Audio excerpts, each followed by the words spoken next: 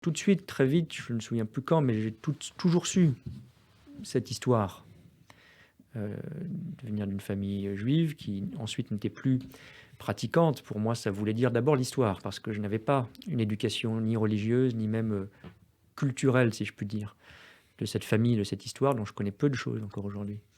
Mais une forme de leçon, que ma grand-mère notamment, qui par ailleurs vivait dans mon immeuble, donc je voyais beaucoup, me transmettait. C'était pas une sorte de leçon professorale, comme on dit à un enfant, «Fais attention», elle n'a pas besoin de le dire. Mmh.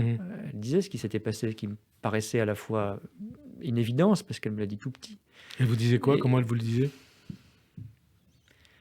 heu, comme quel comme cela, comme un récit Elle simple, portait une plaie en elle. sûrement, mais elle ne se plaignait jamais. Il y avait ni rancœur personnelle, ni aucune, ça je ne l'ai jamais, ressenti, ni aucune, rancœur vis-à-vis de la France, de la République. Au contraire, une immense reconnaissance. Jamais ils n'ont pensé quitter le pays ou, ou en vouloir, même s'ils savaient ce qui s'était passé, ce que leurs proches en France, à Marseille, avaient fait. Et alors l'histoire de votre famille, c'est l'histoire aussi de l'intégration quelque part, hein?